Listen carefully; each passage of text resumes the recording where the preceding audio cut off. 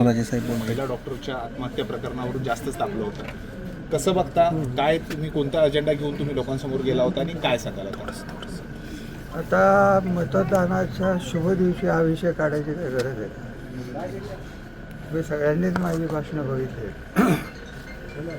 आणि मी हे स्पष्ट केलं होतं की हे इलेक्शन काही फलटणच्या भविष्यावर, फलटणच्या महिलांच्या भविष्यावर, सुरक्षितेवर अवलंबून आहे.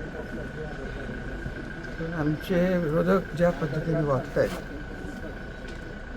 आजही सकाळपासून कानावर येते, वॉर्डात बूथ केंद्रावर जाऊन मागं पुढं कर, अजून काय काय कर, हे त्यांचे नेहमीचे उद्योग सुरू.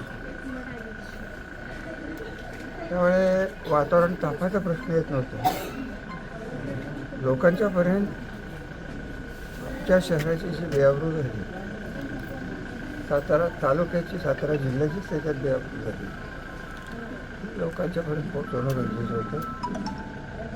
सरकारने त्या बाबतीत योग्य ॲक्शन घ्यावी ही भावना होती. धन्यवाद. आम्हाला तर EVM मशीन पण बंद पडतात त्या 2-3 वेळा. आता आपण EVMवर किती वेळा मतदान केले होतं येते, मला काय वाटत नाही. प्रभाग क्रमांक 13 मध्ये आता 2 वेळा मशीन बदललं गेलं. काय त्याला काय करतात. पण प्रशासनाकडे वेळ वाढवून द्यायला नाही म्हणून सांगतात. ते म्हणतात 5:30 पर्यंतच आहे तेवढी वेळ आम्ही देऊ. नाही ते बघू ना आपण. ते काय हे प्रशासन म्हणजे काय अंतिम प्रशासन.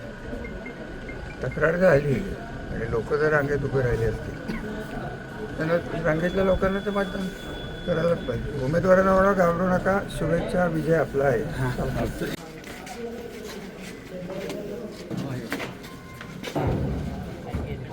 बाकीचे समोर येते तर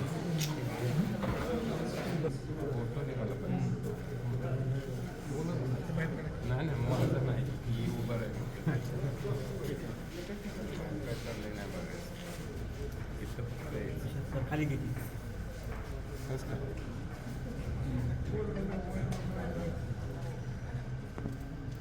हात करते आलं.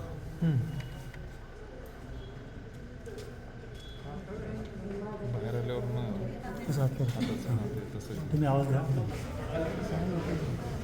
हात करा.